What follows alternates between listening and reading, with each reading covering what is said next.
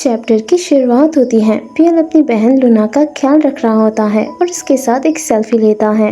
वो तस्वीर वो सीयू को भेजता है। रिप्लाई में सीयू कहता है, तुम दोनों बिल्कुल एक जैसे दिखते हो। सीयू का रिप्लाई देखकर पियल हैरान होते हुए कहता है, तो तुम और मैं एक जैसे दिखते हैं, लेकिन मैं श्योर नहीं हूँ क्योंकि मुझे ऐसा फील होता है कि तुम ज्यादातर डैड जैसे दिखती हो।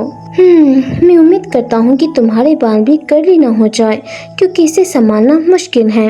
मैं चैलेंज करता हूँ कि तुम इस चीज को पूरे दिन देखती रहोगी। तभी अचानक लूना शांत हो जाती है, जो देखकर पियल हैरान हो जाता है और कंफ्यूज भी।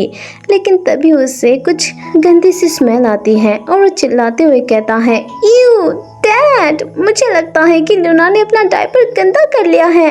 ये सुनते ही दोजिन जल्दी वहाँ आ जाता है और लूना का डायपर चेंज कर देता है और कहता है, वाह, मेरी बेटी ने तो कितना बड़ा किया है। क्या अपना बड़ा भाई का चेहरा देखकर तुमने खाने को डाइजेस्ट कर लिया? ये सुनते बियर गुस्से में कहता है, डैड, अभी क्या बकवास कर रहे हैं, जल्दी कीजिए, उसका डायपर चेंज कीजिए। दोजिन कहता है, अरे ये करना तो नॉर्मल है, तो तुम इतना गुस्सा क्यों कर रहे हो? चलो मेरे साथ आओ, मैं तुम्हें सिखाता हूँ कि इसे कैसे किया जाता है। बियल पैनिक करते हुए कहता है, अरे मैं ही क्यों? दोजिन कहता है, जब मैं और तुम्हारी माँ यहाँ से कहीं दूर चले जाएंगे तो तुम्हें इसका ख्याल रखना होगा।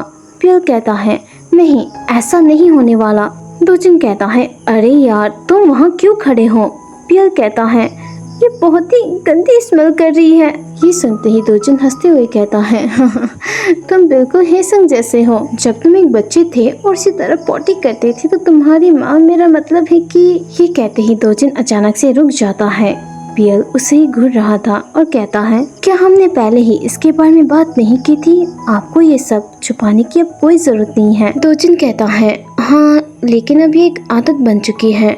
बियल उसे ही गुस्से से घूर रहा होता है। तभी दोजिन पूछता है, क्या तुमने उस दिन के बाद अपनी नानी से बात की? बियल कहता है, नहीं, लेकिन अंदर ही अंदर वो सोचता है, सच कहूँ तो भले ही ऐसा लग रहा हो कि चीजें धीरे धीरे सही होती जा रही है, लेकिन मेरे लिए अब भी इस बारे में कुछ करना मुश्किल है क्योंकि उस दिन के बाद मॉम ने कुछ नहीं कहा, इसलिए मुझे नहीं पता कि क्या करना चाहिए।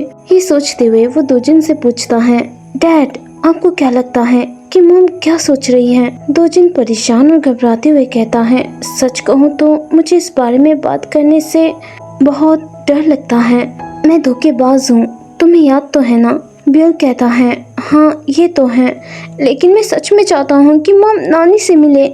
दोजिन गुस्से में चिल्लाते हुए कहता है, बिल्कुल नहीं, मैंने एक बार उन दोनों को मिलवाने की कोशिश की थी जब तुम छोटे थे, लेकिन तुम्हारी नानी ने गलती से कुछ कह दिया, इसलिए उनकी मुलाकात नहीं हो पाई। उस समय तुम्हारी माँ बहुत ही ज्यादा अपसेट हो गई और उन्हें धोखे का एहसास हुआ।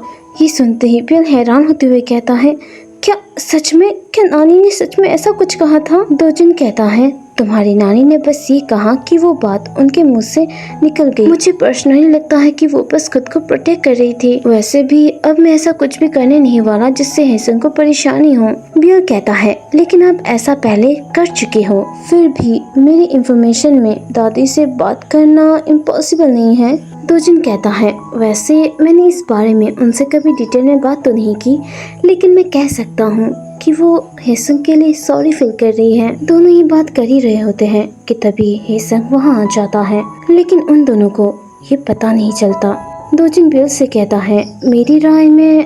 तभी हेसंग कहता है, क्या तुम ये चाहते हो कि मैं उनसे मिलूं? हेसंग को वहाँ देखते ही वो दोनों बहुत ही ज्यादा पैनिक हो जाते हैं और बहुत ही ज्यादा घबरा जाते हैं। इसके नेक्स्ट चैप्टर के लिए वीडियो को लाइक कीजिए, चैनल को सब्सक्राइब कीजिए।